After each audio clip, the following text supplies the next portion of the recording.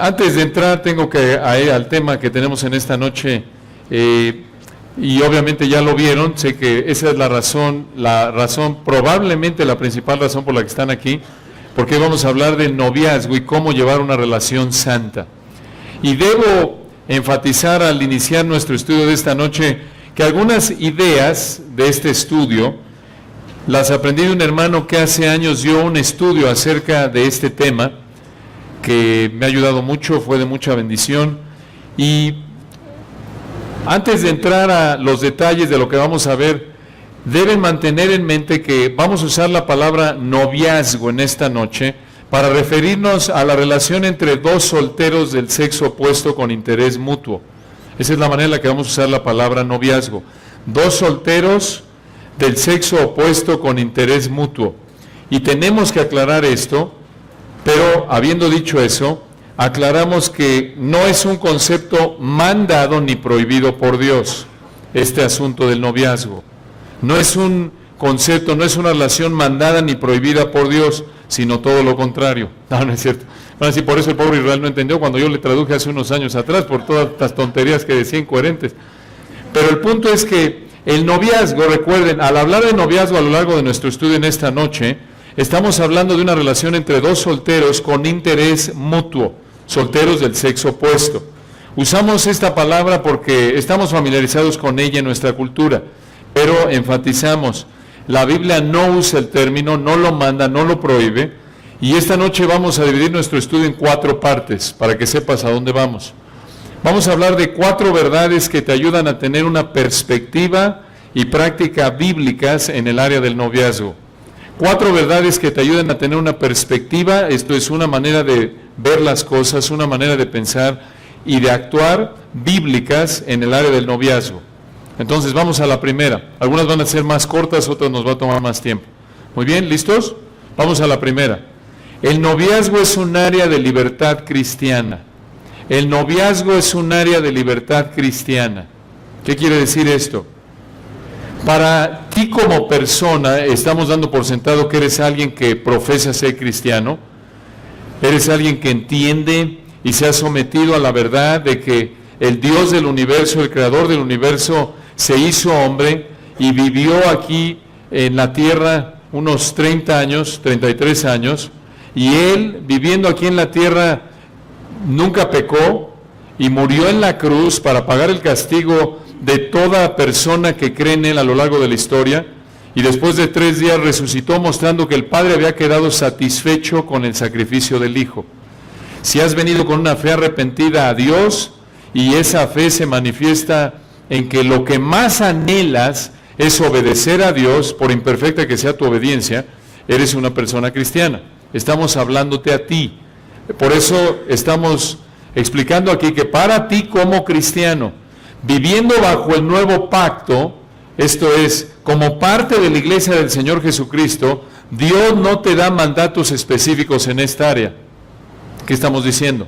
Algunos, por ejemplo, dicen, oye, en el Antiguo Testamento, por ejemplo, Dios decía bajo la ley que, hablando de esta área, cuando alguien caía en fornicación se tenía que casar con la novia o con la mujer con la que había caído, y eso es lo que manda la Biblia. Y por lo tanto, si eso pasa, entonces tienes que hacerlo tú en la actualidad. ¿Es cierto eso? Acompáñenme a Deuteronomio para iniciar en esta noche, abriendo la palabra de Dios. Deuteronomio 22, versículos 22 al 29 como ejemplo. Deuteronomio 22. Y observen en particular, veamos el versículo 25. Bueno, vean el 28 y 29. Deuteronomio 22, 28 y 29. Deuteronomio 22, 28 y 29. Observen lo que dice aquí Dios. Dios a través de Israel, a través de Moisés le dice al pueblo de Israel: cuando algún hombre hallare a una joven virgen que no fuere desposada, y la tomare y se acostare con ella y fueren descubiertos, entonces el hombre que se acostó con ella dará al padre de la joven 50 piezas de plata, y ella será su mujer, por cuanto la humilló, no la podrá despedir en todos sus días. Algunos toman este pasaje y dicen, mira, si caíste en pecado de fornicación con tu novia, debido a que esto dice Deuteronomio, te tienes que casar con ella. Lo han oído probablemente, ¿no es cierto? Sin embargo, esto no se aplica a nosotros en el día de hoy. ¿Por qué? Vayan conmigo a Éxodo 19. Éxodo 19, versículos 5 y 6. Éxodo 19, versículos 5 y 6. Y tenemos que empezar aquí porque es un área de mucha confusión que debemos dejar clara desde el principio de nuestro estudio. Éxodo 19, versículo 5. Aquí recordarán que Israel acaba, aquí en este contexto estamos alrededor del 1445 antes de Cristo, hace unos 3500 años atrás. Israel acaba de salir, tiene poco que salió a través de Moisés de Egipto, ¿se acuerdan? Dios a través de 10 juicios que conocemos las plagas, liberó a Israel de la esclavitud en Egipto. Y ya salieron, están allá a las faldas del monte Sinaí, u Horeb, mismo monte, y ahí Dios les hace un pacto con ellos. Un pacto es un compromiso. Y Dios hace un pacto con ellos y les dice, vean, Éxodo 19:5. Ahora pues, si diereis oído a mi voz y guardareis mi ¿qué? Pacto, vosotros seréis mi especial tesoro sobre todos los pueblos sobre todos los pueblos, porque mía es toda la tierra. Versículo 6. Y vosotros me seréis un reino de sacerdotes y gente santa. Estas son las palabras que dirás a los hijos de Israel. Y lo que sucede es que en el capítulo 20 vienen los 10 mandamientos, ¿recuerdan?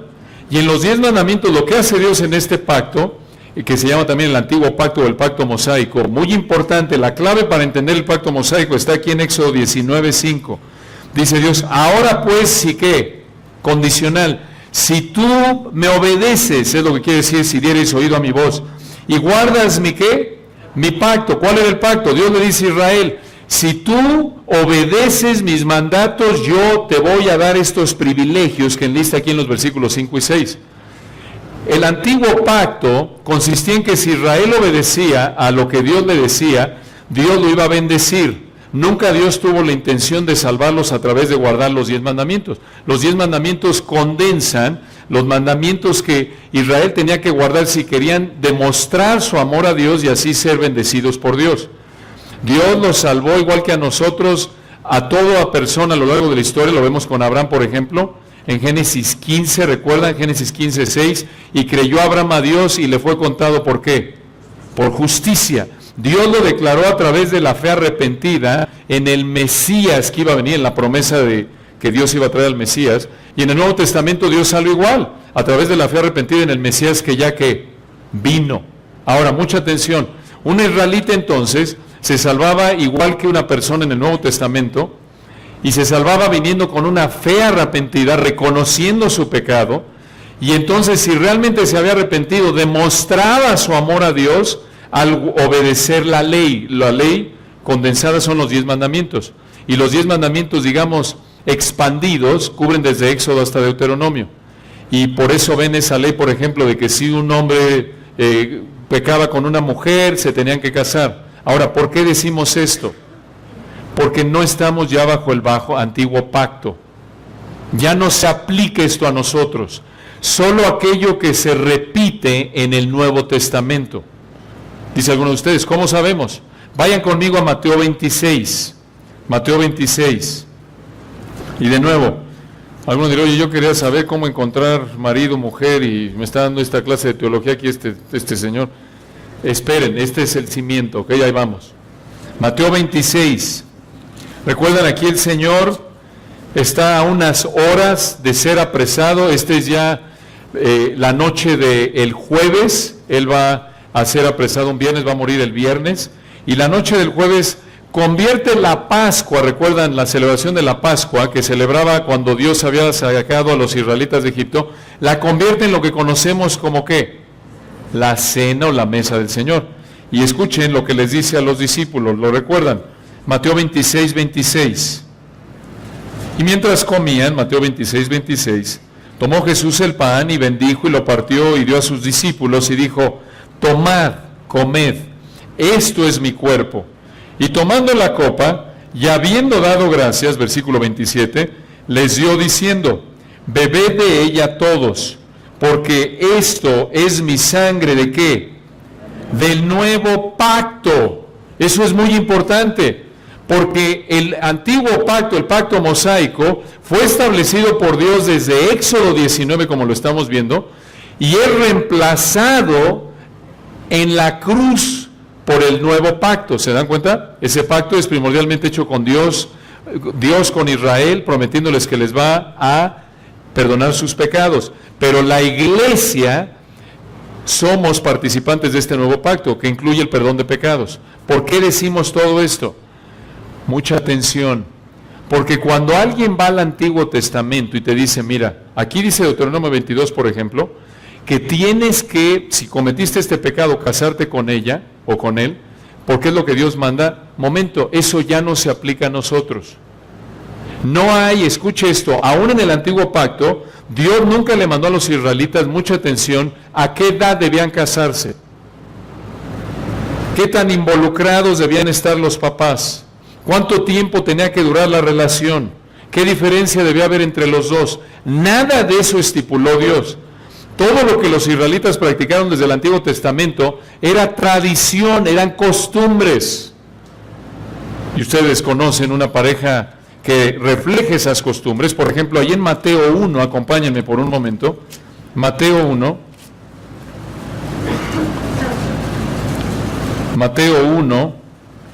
versículo 18, hablando de la relación de José y María. Mateo 1, versículo 18. Dice aquí, el nacimiento de Jesucristo fue así. Estando desposada María su madre con José, antes que se juntasen, se halló que había concebido del Espíritu Santo. ¿Qué es esto? Desposado. Dios nunca mandó cuánto tiempo específicamente debía durar el periodo de compromiso, de esposamiento. Lo que hacían los judíos en ese entonces es que un hombre como José y María, tradicionalmente, por tradición, Dios nunca les dio la edad. Todas las prácticas, llamémosle, de una relación previa al matrimonio de los israelitas bajo el Antiguo Pacto fueron tradicionales, fueron costumbres de ellos, y por lo tanto no es normativo para nuestra época. Por ejemplo, normalmente lo que sucedía es que estaban en un periodo que se llamaba aquí un periodo de desposamiento. El novio le había dado una dote, le había pagado algo al papá, ¿no es cierto? Como una seguridad, como una garantía de que si se divorciaba de la esposa, podría tener algún tipo de solvencia el papá. Pero noten, el periodo de compromiso era de 1 año. Dios nunca les dijo que tenía que ser de 1 año. Tampoco les dijo Dios a qué edad debían comprometerse. Tradicionalmente aquí María probablemente tenía entre 12 a 13 años hasta 15. ¿Te das cuenta? ¿Quieres ser muy bíblica? Pues muchas de ustedes ya se les fue el tren, ya tienen 18. Noten, eso no se aplica. Dios nunca les mandó la edad. Ellos así lo practicaron. Entonces noten que aún bajo el pacto mosaico, Dios no dio detalles de cómo conducir una relación entre dos solteros antes de llegar al matrimonio. Obviamente fuera de aspectos como mantener la pureza. Pero eso es obvio, eso lo vemos en Antiguo y Nuevo Testamento. No debían fornicar, no debían caer en pecado sexual, claro. Entonces noten, aún bajo el antiguo pacto, había elementos tradicionales que Dios nunca mandó. Y tenemos que entender esto porque no puedes tú ver el noviazgo, irte al Antiguo Testamento y decir, ¿sabes qué? Como así le hacían en el Antiguo Testamento, yo también le voy a hacer. Pues piénsalo bien, porque en primer lugar no es obligación, no tienes la obligación como cristiano bajo el nuevo pacto, como parte de la iglesia, de obedecer eso. Y número 2, no vas a encontrar muchos detalles que estás buscando en el Antiguo Pacto y mucho menos en el Nuevo. En el Nuevo no se te dice a qué edad debes comenzar a considerar el matrimonio. No hay nada en el Nuevo Testamento que te diga, así ha dicho el Señor, a los 18 deberás empezar a buscar novia. No hay nada.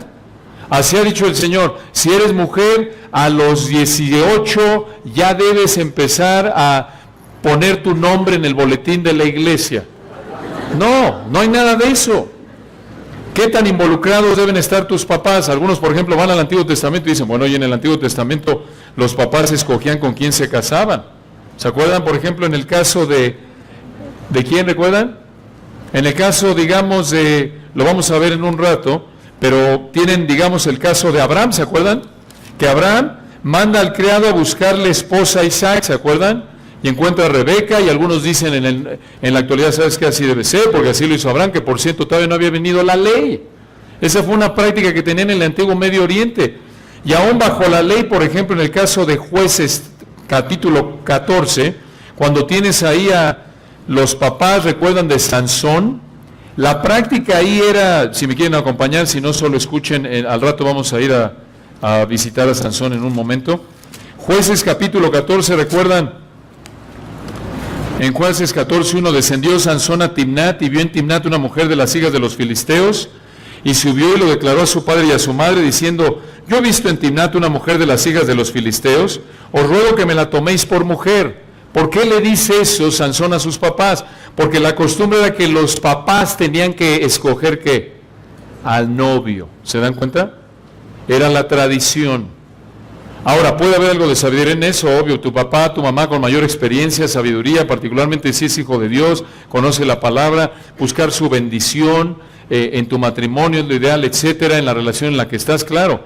Pero que quede claro otra vez que esta era una tradición que ellos tenían, que el papá escogiera al que iba a ser, a la que iba a ser la esposa, o al que prácticamente al que iba a ser la esposa, y los papás arreglaban los matrimonios. Algunos de ustedes ya se asustaron. Qué bueno que no estamos bajo esa tradición ya.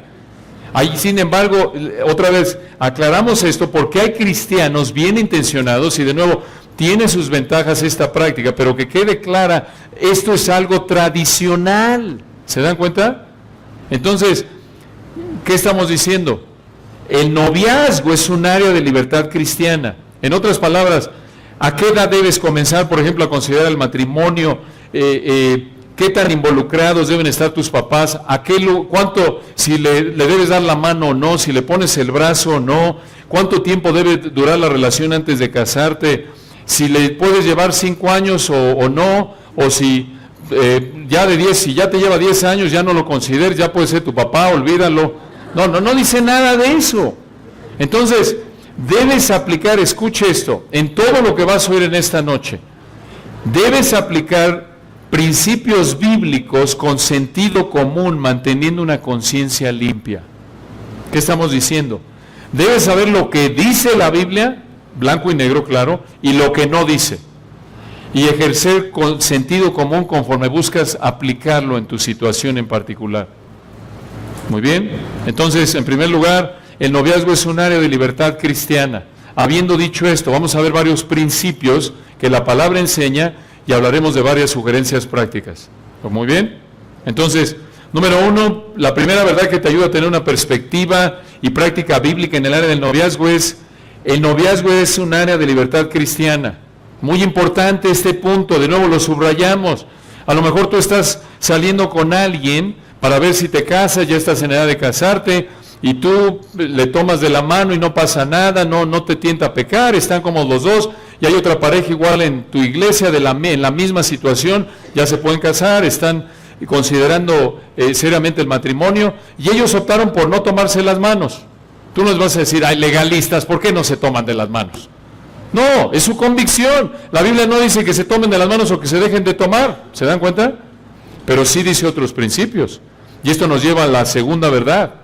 La segunda verdad que te ayuda a tener una perspectiva y práctica bíblica en el área del noviazgo es la siguiente. El noviazgo debe tener como meta potencial el matrimonio. El noviazgo debe tener como meta potencial el matrimonio. ¿Qué estamos diciendo? Lo leímos hace un momento con Isra. Acompáñenme a Génesis, capítulo 2, y observen los versículos 18 al 24. Génesis 2, 18 al 24.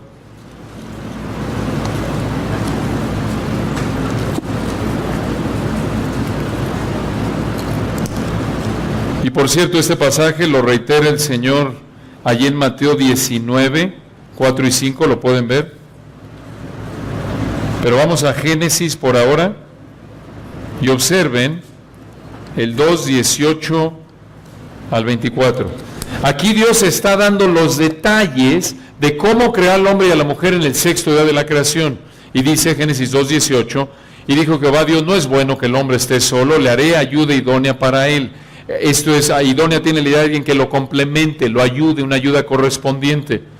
Versículo 19, Jehová Dios formó pues de la tierra toda bestia del campo y toda ave de los cielos y las trajo a Adán para que viese cómo las había de llamar, y todo lo que Adán llamó a los animales vivientes, ese es su nombre. Versículo 20, y puso Adán nombre a toda bestia y ave de los cielos y a todo ganado del campo, y enfatiza la misma idea del 18, mas para Adán no se halló que ayuda idónea para él. Entonces, versículo 21, Jehová Dios hizo caer sueño profundo sobre Adán, y mientras éste dormía, tomó una de sus costillas y cerró la carne en su lugar. La primera cirugía en la historia. Dios la lleva a cabo, y versículo 22, de la costilla que Jehová Dios tomó del hombre, hizo una mujer y la trajo al hombre. Digo entonces Adán, esto es ahora hueso de mis huesos y carne de mi carne, esta será llamada varona, porque del varón fue tomada. Versículo 24, por tanto dejará el hombre a su padre y a su madre, y se unirá a su mujer y serán una sola carne. Esto es el matrimonio. Dios establece el matrimonio entre un hombre y una mujer de por vida. Ese es el diseño que Dios establece desde el principio. Este es el ideal que Dios establece. Algunos dirán, oye, pero en el capítulo 3 entra el pecado. ¿Cómo es que no cambió en nada? ¿Sigue siendo, es válido para nuestra época? Sí. ¿Cómo sabemos? Vayan a Mateo 19:5. ¿Y qué es lo que estamos diciendo aquí? Que Dios diseñó al hombre y a la mujer, a dos personas del sexo opuesto con interés mutuo, para que se casaran. Véanlo en Mateo 19, versículos 5 y 6. El Señor lo reitera. Y dice, por esto el hombre dejará padre y madre y se unirá a su mujer y los dos serán una sola carne. Así que no son ya más dos, sino una sola carne. Por tanto, lo que Dios juntó, no lo separe el hombre. Y allá adelante lo reitera Pablo en Efesios 5:31, una sola carne. Entonces, ¿qué estamos diciendo? Dios ha establecido, escuche esto, que la meta de dos personas, si vas a seguir el patrón de Dios en el área, si te interesa una persona del sexo opuesto, y tú le interesas a la persona, la meta de tener una relación con esa persona es el matrimonio. Esto no quiere decir, aclaración, que la primera vez que se hablan, se dicen que se gustan y que les gustaría ver si se pueden casar. A la primera, puedes asustarlo al otro o a la otra. Dice, oye, espérame un momento, vamos a conocernos un poco más. Pero, otra vez, este es el diseño de Dios. Nada de que, bueno, es que es mi mejor amigo y te puedes casar con él. No es que tu mejor amigo. No debe haber mejores amigos sin que sean casados entre un hombre y una mujer, obvio, dos personas del sexo opuesto con interés mutuo. La meta debe ser, ¿qué cosa? El matrimonio. El matrimonio. Y debido a que el propósito de conocer una persona del sexo opuesto que me interesa, escucha, es establecer una amistad y posible selección de cónyuge futuro, únicamente concéntrate en creyentes cuya dirección es debida a su obediencia. ¿Qué estamos diciendo? El noviazgo, otra vez, definido como lo usamos en nuestra cultura, entendiendo que esta relación entre dos solteros del sexo opuesto con interés mutuo, la meta de que conozcas a una persona del sexo opuesto que te interesa y esa persona le interesas, es que se conozcan para ver si pueden llegar a ser marido y mujer. Esa es la meta. Subráyalo en tu mente, esto es muy importante. Entonces, otra vez, no sales nada más porque me gusta físicamente y a ver si le puedo poner la mano aquí y allá un rato. No. Dice, oye, pero me gusta físicamente. Qué bueno, por favor, si no te gusta físicamente, mejor ni te acerques. Obvio, es parte del matrimonio. Es parte del matrimonio. No es lo más importante, pero es parte del matrimonio. Entonces, tienes que pensar en estos términos.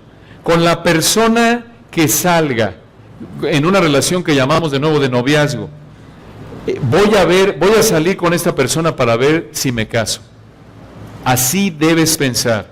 Y por ello debes pensar solo considerar salir con personas, con creyentes cuya dirección de vida es obediencia. Y obviamente esto da por sentado que tú eres un cristiano genuino, que la dirección de tu vida es de obediencia. Entonces, alguno dirá, oye, pero ¿qué no me puedo casar con alguien que no es cristiano? No. ¿Dónde dice eso la Biblia? 1 Corintios 7:39, acompáñenme ahí. 1 Corintios 7:39. Pablo aquí está hablando de asuntos que tienen que ver con los solteros, algunos que nunca se habían casado, otros que estaban por contraer nuevas nupcias, pues estos se iban a casar por primera vez. Y escuchen lo que dice Pablo, 1 Corintios 7, versículo 39. La mujer casada está ligada por la ley mientras su marido vive, pero si su marido muriere, libre es para casarse con quien quiera. Aquí está hablando de segundas nupcias. Y observan lo que dice al final del 39. Se puede casar con quien quiera, dice Pablo, con tal que sea en el Señor. ¿Qué quiere decir eso? Con tal que sea ¿qué? Cristiano. Cristiano. Piensa en esto. Un cristiano, un inconverso en general, tiene diferentes metas al salir con alguien del sexo opuesto. ¿Cómo es esto? Para un cristiano, el tiempo de interacción con la persona que le gusta y él le gusta a la persona, ayuda a conocer lo que les gusta, lo que no les gusta, para saber si realmente pueden llegar al matrimonio, ¿no es cierto? Esa debe ser la meta de un cristiano en el noviazgo. Pero para un no creyente, para un incrédulo, aunque puede considerar el matrimonio, en la mayoría de los casos, mucha atención, busca satisfacer su deseo sexual, llegue o no a ¿qué? Al matrimonio. ¿Te das cuenta? Muchos solteros que profesan a Cristo empiezan a salir con inconversos o con creyentes débiles porque se desesperan. Porque se desesperan o no se controlan a sí mismos. Y no estamos diciendo que no es fácil, es difícil.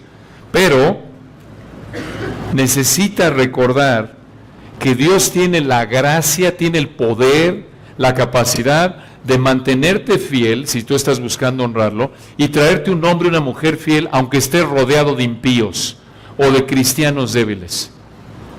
Esto lo vemos, por ejemplo, en una historia maravillosa en el Antiguo Testamento, en Ruth. ¿Recuerdan el libro de Ruth? Acompáñenme ahí por un momento. Este es un ejemplo muy alentador. Acompáñame al libro de Ruth, capítulo 1, versículo 1. Ruth 1:1.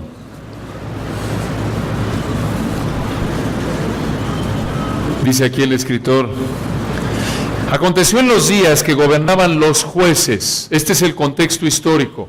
Este es un periodo de tiempo en la época de Israel que era muy oscuro, muy mal. Estaban espiritualmente por los suelos los israelitas.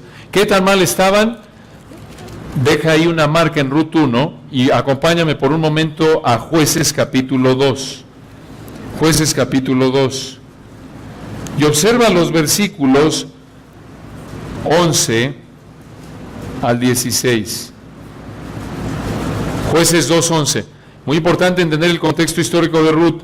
Ya nos dice Ruth 1:1, en los días que gobernaban los jueces. ¿Cómo era el ambiente espiritual en esa época?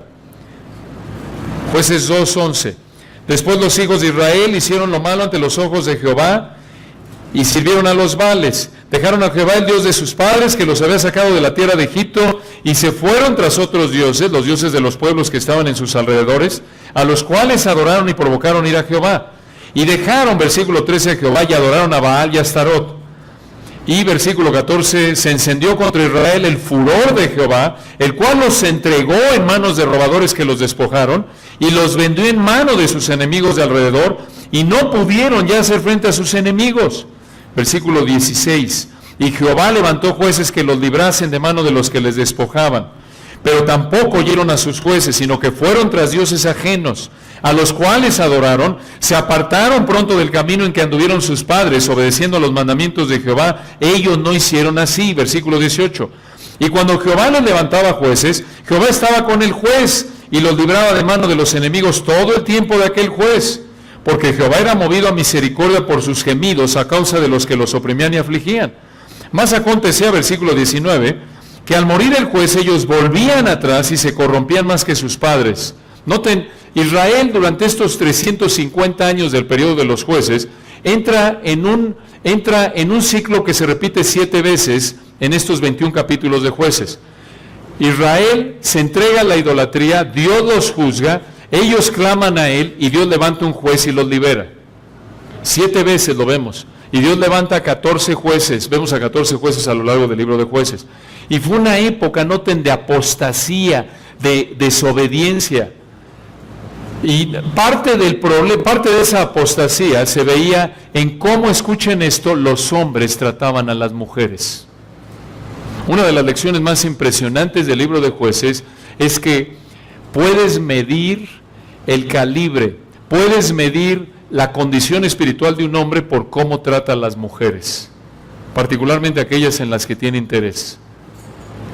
Obsérvenlo, algunos ejemplos, esto es impactante. Acompáñenme a Jueces capítulo 14, y esto es para que vean de nuevo cómo estas son muestras de cómo en general, con tanta impiedad, con tanta idolatría, se manejaban las relaciones entre hombres y mujeres en la época de los jueces en Israel. Por cierto, la idolatría, ustedes ven aquí que se entregaban a la idolatría. Parte de la idolatría en esa época tenía que ver con, adoraban a sus dioses acostándose con prostitutas o prostitutos sagrados.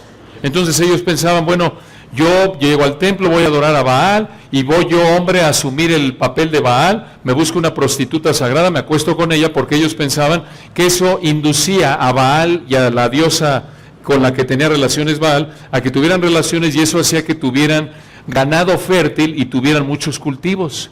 Entonces imagínate, por eso ven cómo Israel luchaba tanto con la idolatría. ¿Qué religión tan increíble, desde el punto de vista carnal, pecaminoso, ¿no es cierto? Oye, adoro a Dios, y al adorar a mis dioses, estoy satisfaciendo mis pasiones pecaminosas. ¿Se dan cuenta? Por eso ven en el becerro de oro, ¿se acuerdan en Éxodo 32? Que se entregan así a la idolatría. Y el texto apunta, igual en 1 Corintios 10, que Israel, cuando dice el pueblo comió, bebió y se levantó a jugar. Jugar no es que se pusieron ahí a dar a la víbora de la mar.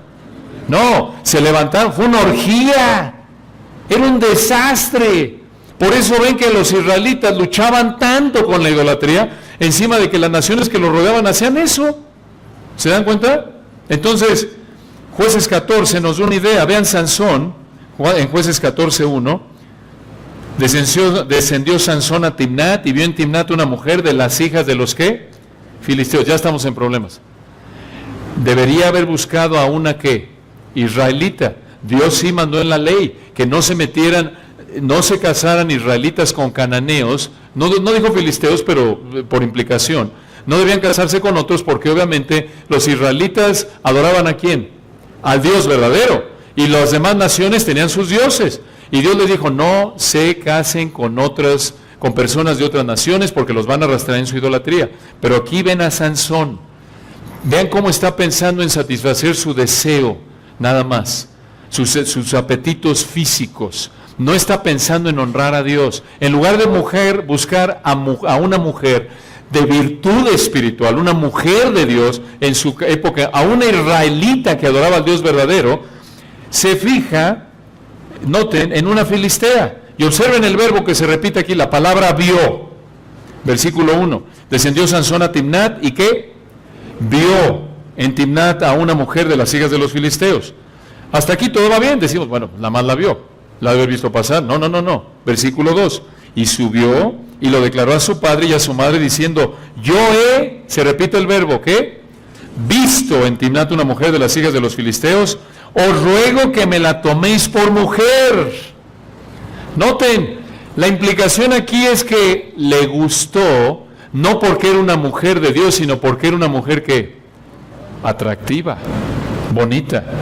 Versículo 3, y su padre y su madre le dijeron, no hay mujer entre las hijas de tus hermanos, ni en todo nuestro pueblo. En otras palabras, no hay una israelita, mijo, para que te puedas casar con ella, para que vayas a tomar mujer mujer de los filisteos incircuncisos. Y Sansón respondió a su padre, no tenés como un niño berrinchudo aquí que no le dan el dulce y se enoja. Tómame esta mujer, ¿por qué? Porque ella, ¿qué? Me agrada, me gusta. ¿Y por qué le gusta? ¿Porque era una mujer que buscaba honrar a Dios? No, el texto apunta a que simplemente fue porque, ¿cómo se veía? Y se casa con esta mujer, y no te pasen al capítulo 16, es un desastre, lo pueden leer más adelante. Lo que quiero que vean por ahora es cómo en la época de los jueces los hombres trataban a las mujeres. Por tanto pecado, había tanta impiedad en Israel, que no abundaban los hombres y las mujeres de Dios. Inclusive Sansón, escogido por Dios, tristemente vean su poca virtud. Atraído a una mujer solo por cómo se veía. Capítulo 16, noten, este fue el patrón de su vida. Jueces 16:1. Se caracterizaba por esto. Fue Sansón a Gaza y vio allí a una mujer que ramera y que se llegó a ella. En otras palabras, vio a una prostituta y se acostó con ella. Va de mal en peor. Antes era una filistea nada más, ahora es una filistea y encima de eso su profesión es prostituta. ¿A eso se dedicaba? Entonces es un hombre, noten, que solo está buscando mujeres por cómo se ven. Y noten versículo 4, recuerdan la historia, no lo vamos a ver todo. Jueces 16:4, después de esto aconteció que se enamoró de una mujer en el valle de Sorek, la cual se llamaba ¿qué? Dalila. Y probablemente era muy guapa, porque ya vemos que Sansón se iba solo por cómo se veían las mujeres. Y Dalila no era una mujer para nada, una mujer de Dios, era una mujer mercenaria. ¿Cómo lo sabemos? Versículo 5, le importaba más el dinero. Por cierto, esto no es amor genuino. Dice aquí se enamoró, en el sentido emocionalmente estaba involucrado con Dalila, pero no es amor genuino, amor bíblico.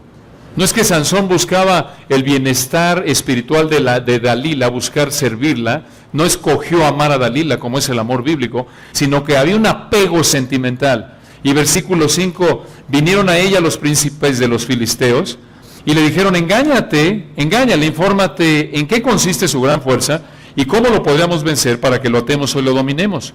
Y cada uno de nosotros te dará 1,100 ciclos de plata. Esto era un dineral, hubiera sido multimillonaria. Ella se hubiera vuelto Dalila Slim, se aceptaba el dinero. Versículo 6, ¿aceptó o no Dalila la propuesta? Le dicen, dinos cómo podemos derrotarle, ¿dónde está el secreto de su fuerza? Versículo 6, y Dalila dijo a Sansón, yo te ruego que me declares en qué consiste tu gran fuerza. ¿Aceptó el trato? Claro, es la implicación del versículo. Era una mujer mercenaria. Era igual que Sansón, ¿se dan cuenta? Era igual que él era un egoísta, solo la quería, por lo que conocemos de Sansón hasta aquí, de Jueces capítulos 14 al 16, que solo buscaba una mujer para satisfacer, ¿qué? Su deseo sexual. Y obviamente se encontró una como él, nada más que ella en el área del dinero. Quería usar a Sansón para hacerse rica. Entonces noten, en la época de los jueces, tanto pecado, y aún los líderes que Dios levantó, tenían muchos problemas, como podemos ver con Sansón. Era una época donde había teología débil, entendimiento de Dios débil, había mucho pecado, no abundaban los hombres y mujeres de Dios. Y vean allá adelante en el capítulo 19, un ejemplo más de cómo no se enfilaban, no estaban allá amontonándose los hombres y las mujeres de Dios. Vean en Jueces 19, versículo 1, en aquellos días cuando no había rey en Israel, son los días de qué época, de los jueces. Hubo un levita que moraba como forastero en la parte más remota del monte de Efraín, el cual había tomado para sí mujer concubina, era su amante. Y el levita, recuerdan, los levitas Dios diseñó en el Antiguo Testamento, recuerdan, que tenían que ser los líderes espirituales de la nación, los que tenían que traer los sacrificios que Dios había ordenado a Dios para guiar al pueblo en adoración. Y noten, allá adelante en el versículo 22, el levita está con un hombre en Gaba, una ciudad que se llamaba Gaba, y tomaron, es muy probable que estaban en estado de ebriedad aquí en Jueces 19, 22, y está el levita, este es el levita, está con la concubina, y los hospeda un señor que conoció allí en Gaba. Jueces 19, 22, noten cómo trataban a las mujeres, otra ilustración. Jueces 19, 22. Pero cuando estaban gozosos, he aquí que los hombres de aquella ciudad de Gaba, hombres perversos, ¿qué tan perversos? Obsérvenlos, rodearon la ciudad golpeando a la puerta y hablaron al anciano, dueño de la casa, diciendo, saca al hombre que ha entrado en tu casa para que lo conozcamos. Eran una multitud de homosexuales que querían tener relaciones con el levita que acababa de llegar. Versículo 23. Y salió a ellos el dueño de la casa y les dijo: no, hermanos míos, os ruego que no cometáis este mal, ya que este hombre ha entrado en mi casa, no hagáis esta maldad. Y noten, versículo 24 les dice estos perversos: he aquí mi hija virgen, y la concubina de él, yo la sacaré ahora, humilladlas y haced con ellas como os parezca. Y no hagáis a este hombre cosa tan infame. Noten qué mal están de cabeza espiritualmente.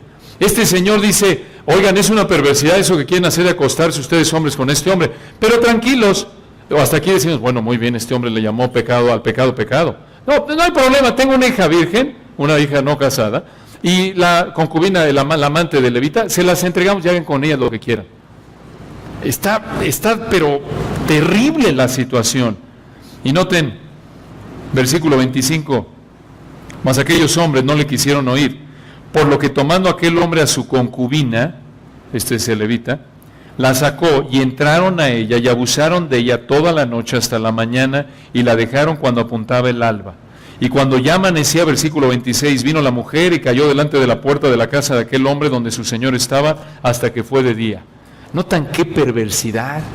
El que era la amante de la concubina la entrega a estos homosexuales y abusan de ella, la violan toda la noche al grado que la mujer queda inconsciente.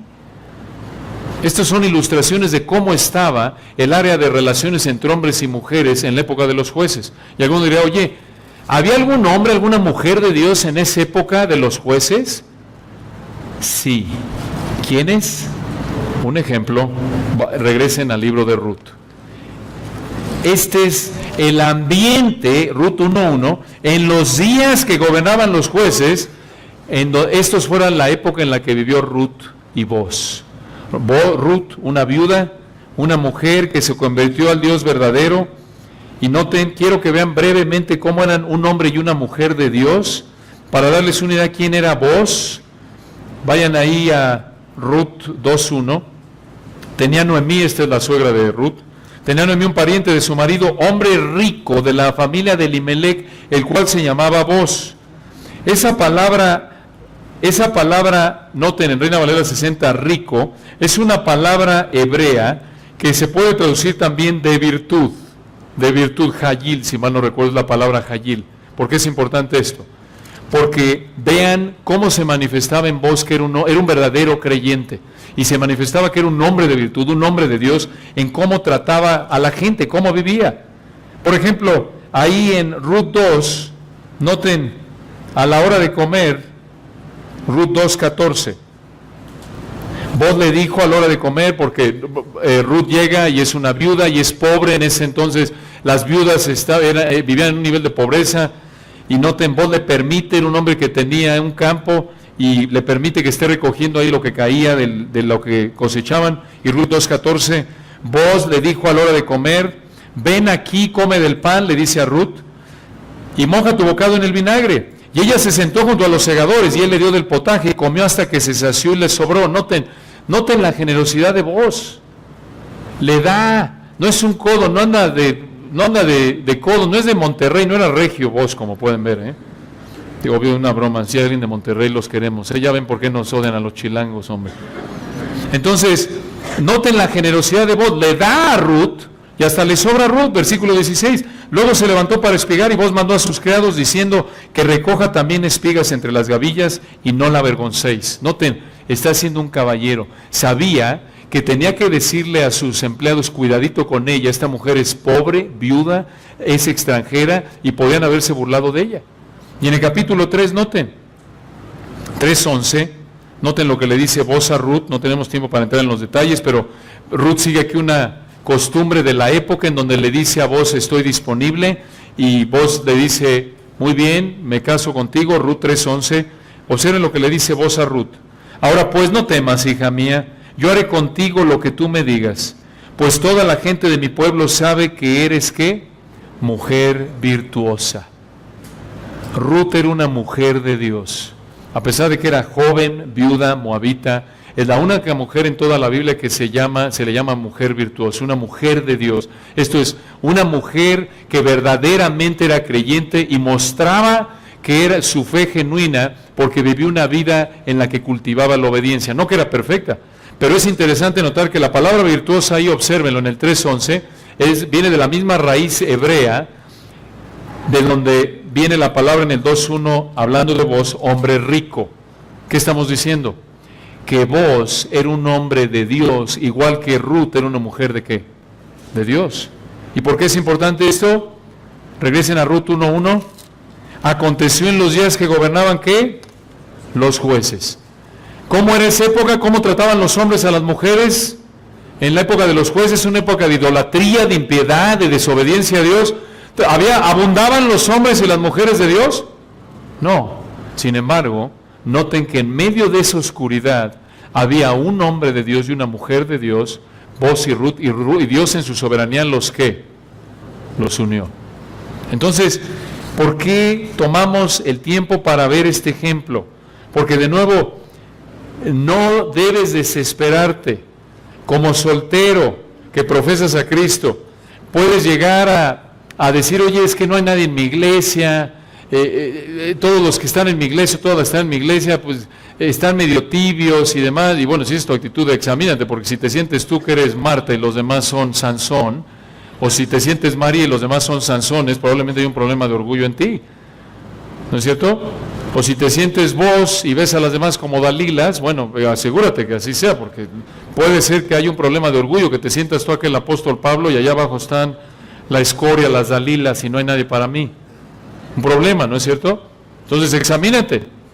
Pero el punto es que a pesar de que esté rodeado de impíos, a pesar de que haya cristianos débiles hasta donde puedes ver, no necesitas salir con alguien nada más por el hecho de que, bueno, pues es todo lo que hay y vamos a hacerlo. No. Hay que adaptarse a lo que hay. Mi mamá me dijo que hay que comer de lo que hay y bueno, esto es todo. No se aplica aquí el consejo de tu mamá. No bajes el estándar. Busca ser una Ruth, busca ser un Boz. Y Dios en su tiempo te traerá un hombre y una mujer de Dios. Muy importante esto. No salgas con un inconverso por el hecho de que, bueno, pues es que no hay nadie y mira, este hombre es tan bueno y esta mujer tan buena que lo único que le falta es ser cristiano. Seguramente lo han oído. Pero escucha, una advertencia. Salir con un inconverso tiene por lo menos dos problemas. Por lo menos.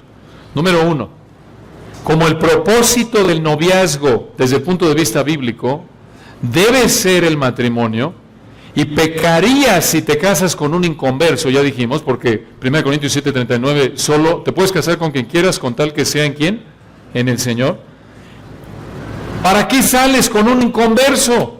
Dices, yo lo convierto, ¿podría convertirse? Es probable, pero como tantos podría solo fingir convertirse por casarse contigo, y si te casas puedes terminar en una situación de mucho sufrimiento. Además de que pecas si te casas con un inconverso y te expones a la disciplina de Dios, porque la Biblia en eso sí es clara, lo acabamos de ver, 1 Corintios 7:39, con tal que sea en él, ¿quién? Señor. Entonces, problema número uno, si se te ocurre salir con un inconverso, puedes exponerte a pecar. En otras palabras, él contradice el propósito para el cual tienes una relación de noviazgo. ¿Por qué? Porque de nuevo, como cristiano, una relación de noviazgo debe tener la meta de ver si pueden llegar a casarse. Punto. Esa es la única meta en una relación de noviazgo entre dos cristianos. Nada más.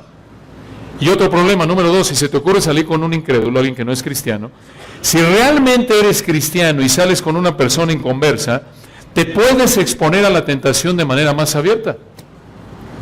Digo, seamos honestos, ya de por sí es bastante difícil resistir a nuestros deseos pecaminosos como cristianos que se esfuerzan por honrar a Dios. Lo vemos con Pablo, por ejemplo, en 1 Corintios 9:27, ¿recuerdan? Golpeo mi cuerpo y lo pongo en servidumbre. Y está hablando ahí de, en el griego es de abofeteo, de golpeo mi cuerpo. No quiere decir que se está flagelando, pero la idea es que tiene que tomar medidas drásticas para controlar sus deseos, para no pecar. Y Romanos 7:14 y 15, lo que hago no lo entiendo, no hago lo que quiero, sino lo que aborrezco eso hago. Pablo pecaba. Si te estás esforzando por honrar al Señor y es difícil honrarlo, ¿tú crees que te va a ayudar salir con alguien que no tiene el Espíritu de Dios para capacitarlo para resistir sus deseos pecaminosos y cuya meta en el noviazgo como incrédulo, como la mayoría del mundo sin Cristo, es satisfacer su deseo sexual. Por esto, salir con un no cristiano puede hacer que la tentación en el área sexual sea más difícil de resistir. ¿Tú crees que va a pensar, no te voy a tocar porque yo sé que tú quieres honrar a Dios? No te voy a besar porque yo respeto tu religión. Por favor, digo, no te chupes el dedo. No te engañes. Si entre cristianos, de nuevo, que buscan honrar a Dios y se esfuerzan y oran y buscan exponerse a la palabra y buscan huir de la tentación, es difícil. Y caen en pecado muchas veces. ¿Tú crees que te va a echar la mano tu amigo inconverso? Claro que no. Por favor.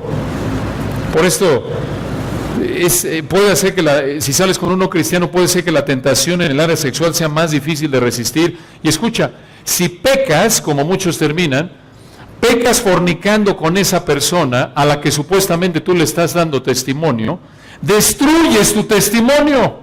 ¿Qué credibilidad vas a tener? ¿Qué autoridad moral vas a tener de decirle que deje su pecado y se someta al Dios Santo cuando te estás acostando con Él?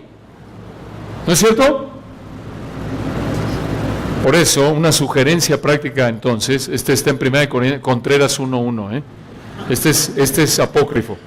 Pero a la luz de estas verdades bíblicas, permítanme darles una sugerencia.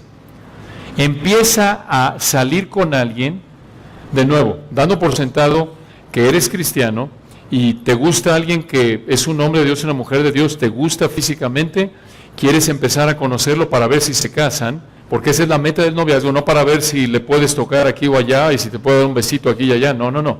La única meta del noviazgo para una relación cristiana, reiteramos, es ver si se casan. Entonces, sugerencia, empieza a conocer a alguien cuando ya puedas casarte. Y que sea alguien, de nuevo, que muestre su fe genuina por el estilo de vida de obediencia a la palabra de Dios, que ame la palabra, que ame la iglesia, que ame la obediencia, por imperfecto que sea. No te vayas al otro extremo, no busques perfección, sino dirección. Busca dirección. Si quieres aquí casarte con el Señor Jesucristo, eres mujer y dices, no, yo me espero, mis estándares son elevados, yo hasta que vea aquí prácticamente a casi la segunda encarnación de Cristo. O, si eres hombre, yo hasta que vea a Cristo en forma femenina. ¿Sabes qué? Temo decirte que el Señor ya vino y ya está en la gloria, solo fue uno, y la próxima vez que regrese va a ser después de Apocalipsis, y si Dios te lleva a la gloria, si estás esperando al Señor Jesucristo, se te va a ir el tren, el avión y todo lo demás, porque no va a venir. No va a venir. No existe esa persona. Pablo, de nuevo, el mismo Pablo, que era un hombre de Dios, un apóstol que escribió 13 cartas en el Nuevo Testamento, en Filipenses 3:12 dice, no que lo haya alcanzado ya, ni que ya sea perfecto. Ni Pablo era perfecto después de 30 años de ser cristiano. Ahora, esto no es para justificar tu pecado y decir, bueno, ya ves, nadie es perfecto, aguántame con mi pecado. No. Él dice, no soy perfecto, sino que prosigo, me esfuerzo, porque tiene la responsabilidad como hijo de Dios de esforzarte por la gracia de Dios para cultivar una vida de santidad. Entonces, en primer lugar, en nuestro pequeño bosquejo, el noviazgo es un área de libertad cristiana. En segundo lugar, el noviazgo debe tener como meta potencial el matrimonio. En tercer lugar, en nuestra lista, el noviazgo no debe ser una relación en la que satisfaces tu deseo sexual. No debes ver el noviazgo como una relación en la que satisfaces, como un foro para satisfacer tu deseo sexual. Algunos de ustedes dirán, oye, ¿pero qué está mal tener deseos sexuales? No. Acompáñenme a 1 Corintios 7, vamos a ver qué dice Pablo de eso. 1 Corintios 7, versículo 1. Y aquí Pablo le está escribiendo a la iglesia en Corinto. Tenían varias preguntas y una de esas preguntas tenía que ver con el área del matrimonio, el área de las relaciones. 1 Corintios 7, versículo 1.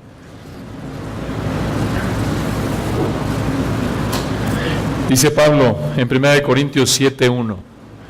En cuanto a las cosas de que me escribisteis, bueno le sería al hombre no tocar mujer. Este es un eufemismo, quiere decir, es una manera amable de decir algo que puede ser a lo mejor ofensivo, si eres más preciso.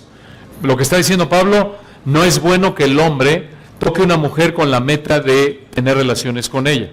no es bueno que el hombre tenga relaciones con ella, eso es fornicación. Eso es tener relaciones fuera del matrimonio, es pecado a los ojos de Dios, la Biblia lo llama fornicación. Versículo 2, pero Pablo reconoce que Dios creó al hombre y a la mujer con deseos en esta área, lo vimos desde Génesis, aún antes de que entrara el pecado.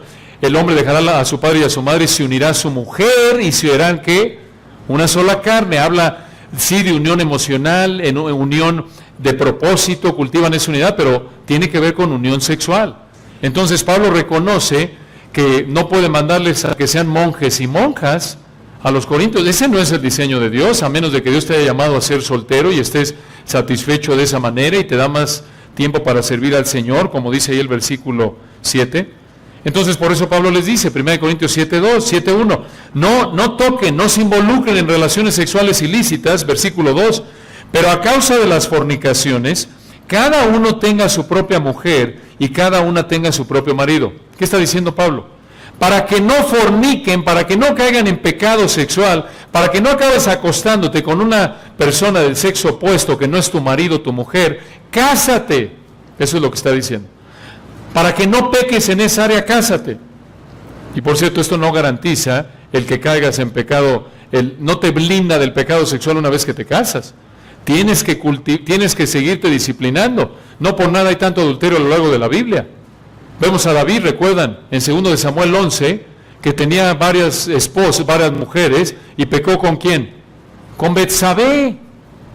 Entonces, el punto es, si eres un hombre de Dios, una mujer de Dios que quiere honrar a Dios, y tienes deseos en esta área, eso es normal, pero ese deseo únicamente Dios ha diseñado que sea satisfecho en una relación matrimonial. Es lo que está diciendo Pablo. Por eso dice, nota en versículo 3, el marido cumpla con la mujer el deber conyugal y asimismo la mujer con el marido. En otras palabras, ya casados, es un mandato bíblico, hombre, tienes que atender a tu mujer en esa área, mujer, atender a tu mujer en esa área, a tu hombre en esa área, versículo 4. La mujer no tiene potestad sobre su propio cuerpo, sino el marido, ni tampoco tiene el marido potestad sobre su propio cuerpo, sino la mujer. En otras palabras, una vez que te casas, tu cuerpo ya no es tuyo, es para servir ¿a quién? A tu cónyuge. Esa es la idea. Entonces, en esencia la Biblia, cuando vemos lo que la Biblia enseña acerca de las relaciones sexuales, se puede resumir en 3 preguntas. Si respondes como dijo el hermano Richard Mayhew, si puedes contestar a estas 3 preguntas, sí puedes tener todas las relaciones sexuales que quieras. ¿Están listos? Un cuestionario. Número 1. ¿Es una persona del sexo opuesto? Sí. Muy bien, vamos bien. ¿Ok? Dios diseñó actividad sexual solo con personas del sexo opuesto. Número 2. ¿Es para servirse el uno al otro? Lo vemos aquí en 1 Corintios 7:4. Si la respuesta es sí, vamos bien. Pero número 3. ¿Están qué? ¿Casados? Sí. Adelante. Todo lo que quieras, sírvete en esa área, siempre y cuando sea para honrar a Dios, para servir a tu cónyuge, disfruta. Así lo diseñó Dios. ¿Se dan cuenta? Y sé que a lo mejor esto cabe mejor en un retiro matrimonial, pero lo tienen que saber ustedes. Lo tienen que saber. Interesante ver cómo Dios prohíbe las relaciones sexuales fuera del matrimonio, pero las manda ¿para quiénes? Los casados. ¿Por qué? Porque ese es su deseo. Ese es su diseño. Ahora, recuerde este punto aquí. Dios diseñó que la única manera de satisfacer el deseo sexual es con el cónyuge en el matrimonio. No con tu novio, no con tu novia, no con tu amigo o tu amiga que te gusta, pero no es tu cónyuge. Entonces, quítate de la mente la idea, esa es una manera de pensar mundana, que voy a salir, a ver si me caso con esta persona, pero de paso, de una vez, pues no pasa nada ahí si tenemos ahí un encuentro. No, de una vez aprovecho, digo, ya estamos en esto, de una vez tengo deseos, me gusta, yo le gusto. No, estás pecando si lo haces, estás pecando. La mayoría, de nuevo, de los no creyentes ven el noviazgo como una relación usada para satisfacer su deseo sexual, lleguen o no al matrimonio. Pero como cristiano tienes que recordar que la única relación que Dios ha diseñado para que satisfagas tu deseo sexual se llama ¿qué? Matrimonio, nada más. Es honorable, es preciado a Dios. Por eso tenemos un libro entero en la Biblia, ¿recuerdan en Cantar de los Cantares? que habla de la bendición que es una expresión del amor de Dios a la humanidad, de la bendición que Dios da a la humanidad, que puedan disfrutarse en esa área un hombre y una mujer en el contexto del matrimonio, en el área sexual. Cantar de los Cantares trata de eso. Hebreos 13:4, recuerdan, honroso es en todos el matrimonio, es honorable. Que un hombre y una mujer, a los ojos de Dios, es honorable. Que un hombre y una mujer tengan relaciones en el matrimonio, dice ahí en Hebreos 13:4, honrosos en todos el matrimonio y el hecho sin mancilla. Pero a los fornicarios y a los adúlteros los juzgará Dios. Bueno, tenemos una más, lo vamos a hacer rápidamente, que no estamos aquí, ya se nos fue el tiempo. Última verdad que te ayuda a tener una perspectiva y práctica bíblicas en el área del noviazgo. Primer lugar, el noviazgo de nuevo es un área de libertad ¿qué? Cristiana. Número 2, el noviazgo debe tener como meta potencial el matrimonio, no satisfacción de deseo sexual. Número 3, Dios diseñó el matrimonio en parte, ya me equivoqué aquí en mis notas, pongan atención, despierten, buenos días. Muy bien.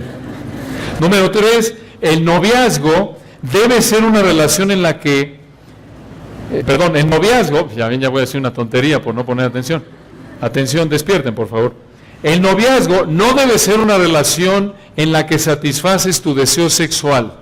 Y número 4, para concluir esta noche, el noviazgo mal manejado puede exponerte a la tentación sexual.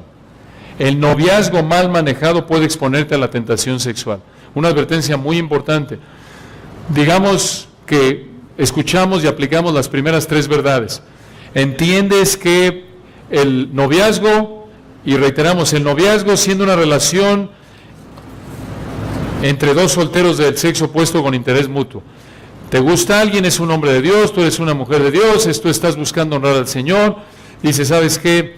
Vamos a salir, ya estás en edad para poderte casar, y dices, vamos a salir, vamos a conocernos, y obvio es con la meta de ver si se casan, no es para satisfacer deseos sexuales, pero aun cuando vas bien, tienes que reconocer que debes tener cuidado con la tentación sexual, debes tener cuidado.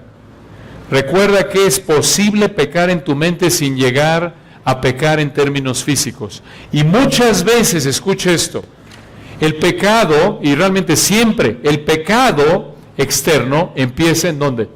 Adentro. La lucha está aquí. La lucha está aquí. La lucha está en tu mente.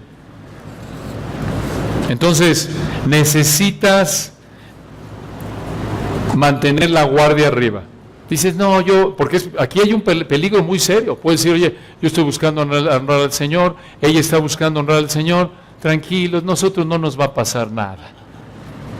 Como dice 1 Corintios 10:12, estás en una situación de peligro inminente.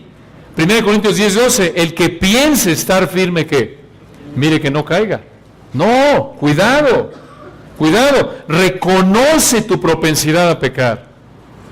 Reconoce lo fácil que es que peques. Entonces, ¿cómo lo haces? Dos puntos aquí, 2 principios. Número 1, mantente cerca del Señor. Mantente cerca del Señor. Supongamos que ya estás en una relación, mantente cerca del Señor. ¿Cómo? Disciplínate espiritualmente. Estudia, medita en la palabra. Salmo 119:11, ¿recuerdan? En mi corazón he guardado tus dichos, ¿para qué? Para no pecar contra ti. Ora, Mateo 26, rogad para que no entréis en tentación. ¿Recuerdan? El Señor le dijo a los discípulos. Sirve a la iglesia, también te ayuda a estar pensando en las necesidades de otros. 1 Pedro 4:10. Entonces, en primer lugar, mantente cerca del Señor, y en segundo lugar, mantente lejos del pecado. Mantente cerca del Señor, y en segundo lugar, mantente lejos del pecado. ¿Qué quiere decir esto? 2 Timoteo 2:22, cuando Pablo le dice a Timoteo, ¿recuerdan? Huye de las pasiones juveniles. ¿Recuerdan? Y hermanos, ahí ya tenía como 40 años Timoteo, y le dice, huye Timoteo, incluye arrogancia, ambición, obvio, deseo sexual, todo eso puede incluir 40 años, y le dice, huye. Imagínate, tienes 18, 20, 30, huye más rápido, métele más velocidad, 5ª velocidad, ¿no es cierto? Entonces, huye. De hecho, esa palabra huye en el griego, esto es importante, les puedo ayudar a recordar esto. La palabra griega feugo, de donde obtenemos la palabra fugitivo. Tienes que ser un fugitivo, como si fueras un prófugo de la justicia. Un prófugo de la justicia puede estar tranquilo, va a un restaurante y se sienta. No, ¿verdad? Siempre está alerta, huyendo continuamente, en cualquier momento lo apresan. Y esa palabra feugo, fuera de la Biblia, en griego clásico, se usaba para hablar de una persona que huía de un animal venenoso o de una plaga mortal. Piensa en eso. Tienes que ver el pecado, y en particular hablando del noviazgo, el pecado sexual, como si fuera imagínate ahí un pitbull, hay un perro rabioso que te quiere comer. ¿Te estarías acariciándolo? No, claro que no. Y si has visto un perro que esté enojado y no lo puedes controlar, ¿qué haces? Te acercas, yo lo puedo controlar. No, dices, oye, no seas tonto, aléjate, te va a morder. Es lo mismo con la tentación sexual. Aléjate. Entonces, concluimos con sugerencias prácticas. Algunas situaciones que pueden colocarte en una situación de tentación. Por ejemplo, esto es lo que debes evitar. Descuidar tu relación con el Señor. Y eso es obvio, no es una realidad, es un principio. Descuidas tu relación con el Señor y entras en esa bajada resbalosa de pecado. Es posible que te expongas a la tentación. Otra manera en la que puedes exponerte a la tentación, salir con alguien que no es cristiano o que dice serlo, pero no es espiritualmente fuerte. Otra vez, no te engañes, no finjas. Otra situación que te puede exponer a la tentación, salir con alguien cuando estás lejos de poderte casar. Este es apócrifo, este es de 1 Contreras 2:2. Pero piensa en esto, si la meta del noviazgo es casarte, ¿qué andas haciendo saliendo a los 15 años de edad? No, es que a los 18 nos casamos. Bueno, aquí viene la número 4 que te puede exponer a la tentación, salir con alguien mucho tiempo. Otra vez, la Biblia no te dice, yo sé que algunos dicen no más de 6 meses, no más de un año. La Biblia no nos da un tiempo, pero reconoce que entre más tiempo pasa, más te involucras con esa persona y mayor es el peligro, el riesgo de que caigas en pecado, ¿no es cierto? Entonces, busca ser un hombre, una mujer de Dios, te gusta alguien, adelante, empieza a salir con él cuando ya te puedas casar y no tengas una relación por mucho tiempo. Porque recuerda, es hombre, es mujer, y es normal, se gustan, y así los diseñó Dios, tienen deseos el uno por el otro, y entre más tiempo te tardes puedes caer en pecado. Y una más, evita pláticas, lugares, expresiones de afecto físico que alimenten deseos pecaminosos. Tú sabes qué es. Ciertos tipos de música te pueden llevar a pensar, empezar a pensar, soñar, aquí está mi príncipe azul, me siento que estoy en la playa y bla, bla, bla. ¡Apágale! ¿No es cierto? Sí. Y noten, aquí no podemos, tú conoces tu corazón. El principio es Mateo 5:27 al 28. Si tu ojo derecho te es ocasión de caer, dijo el Señor, sácalo y échalo. ¿Qué quiere decir eso? Evita cualquier cosa que te lleve a pecar. Enfrenta drásticamente la tentación, no juegues con la tentación. Tú conoces tu corazón y cada uno es diferente. Algunos ni siquiera pueden ver, algunos de nosotros no podemos ver ni siquiera una imagen, oler algún tipo de perfume, o quizás estar en cierto lugar, escuchar cierta música. Ten la humildad de decir, ¿sabes qué? No debo. Y el otro a lo mejor puede tolerar ciertas situaciones. Y te puedo decir, legalista, hombre, no es pecado. No es pecado agarrarle la mano, no es pecado escuchar cierto tiempo de música, no es pecado a lo mejor darle un beso, pero puede ser pecado para ti si ese beso, esa expresión de afecto físico, te alimenta deseos pecaminosos. Ese es el pecado. El problema está aquí, ¿se dan cuenta? En nosotros. Y tienes que tener la humildad de decir, ¿sabes qué? Hasta aquí. Por eso es recomendable que hables. Si estás conociendo a alguien, de nuevo, y todo va bien, se quieren casar, no lo prolongues y ten la humildad de decir, ¿sabes qué? Yo no puedo, y a lo mejor se asusta el otro. Oye, que pues, estás lleno, que está sucio tu corazón, que no puedes oír esta música o ver esta película.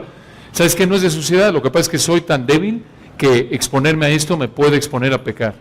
¿Se dan cuenta? Entonces, necesitas tener la humildad. Y esto en tu vida en general, no solo en una relación así.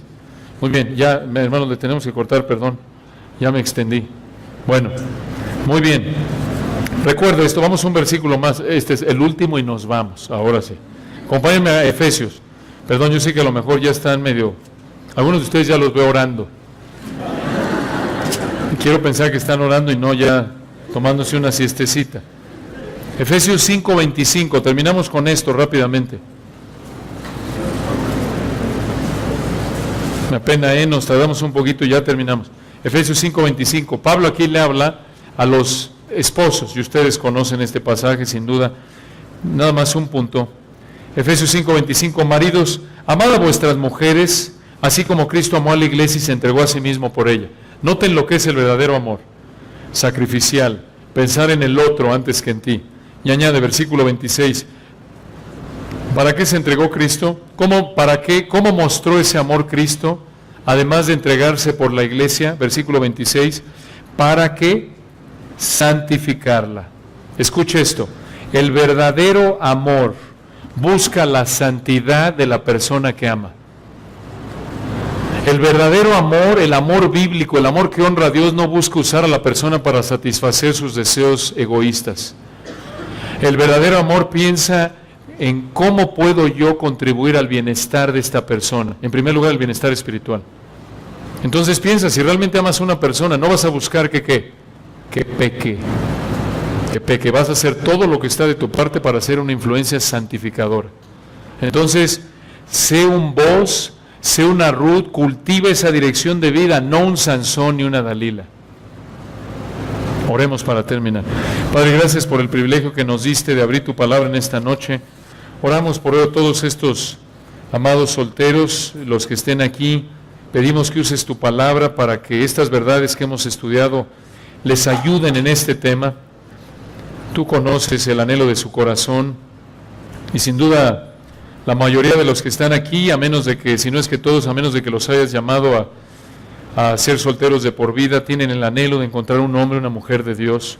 Y oramos por ellos para que se concentren en vivir una vida de santidad y confiar en ti, les des la gracia para esperar y les traigas un hombre, una mujer de Dios que los ame, a quien puedan servir y puedan disfrutar de la bendición que es, como dijo Pedro, la gracia de la vida, el matrimonio, la mejor de las relaciones humanas cuando es vivida conforme a tu palabra.